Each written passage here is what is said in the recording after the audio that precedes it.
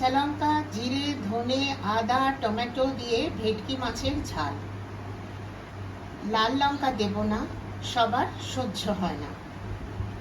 আমরা রান্নাটা শুরু করি। সবাইকে রুমির রান্নাঘরে স্বাগত।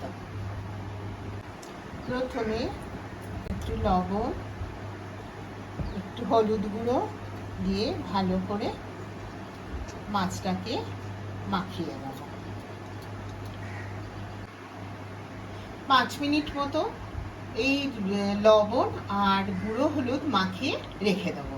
ততক্ষণে আমি কড়া গ্যাসে বসিয়ে নিই। তেল গরম হলে তেলের মধ্যে মাছটা ছেড়ে দেবো। সর্ষের তেল ঢেলে দিলাম। তেল গরম হতে তেজপাতা আর সাদা জিরে দিয়ে দিলাম। এরপরে আমি একে একে মাছগুলো দিয়ে ভেজে তুলে নেব।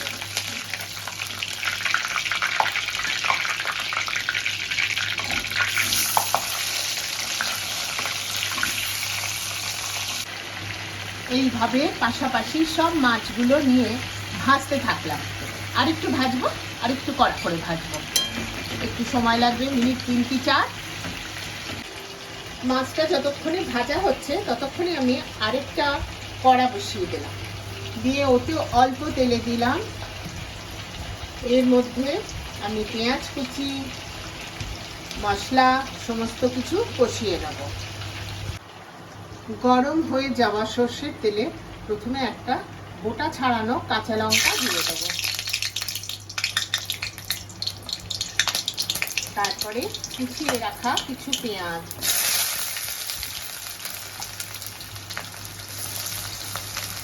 পেঁয়াজটা একটু নেড়ে ওর উপরে লবণ আর হলুদ গুঁড়ো দিয়ে দেবো। দিয়ে আরেকটু নেড়ে নেবো। এই 3 থেকে 4 মিনিট মতো নেড়ে দিতে হবে। পেঁয়াজটা সুন্দর নরম হয়ে গেছে, ভালো ভাজা হয়ে গেছে। আমি এবারে অল্প একটু ধনে গুঁড়ো, সাথে অল্প জিরে গুঁড়ো দিয়ে একবার নেড়ে, এরপরে আদা, তার সঙ্গে 1 টুকরো দারচিনি গ্রাইন্ড করে রেখেছি ওর মধ্যে দিয়ে দেবো বলে দিয়ে দিলাম। দিয়ে এবারে একটু কষাবো।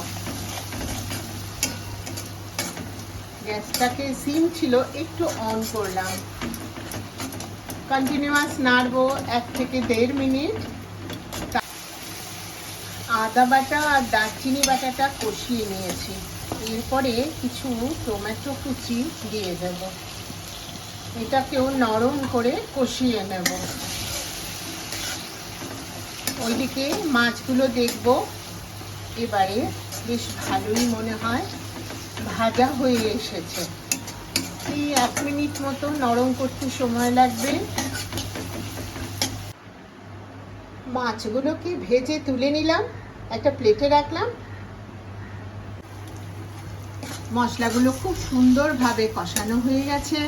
এবারে আমি যে মাছগুলো ভেজে রেখেছি সেগুলো এর উপরে একে একে বসিয়ে দেব।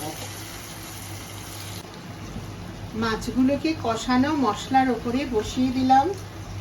এবারে গ্রাইন্ডারে যেটুকু মশলা লেগেছিল ওইটুকু আমি জলে গুলে নেব, খুব সামান্য গুলে এর উপরে দিয়ে দেব।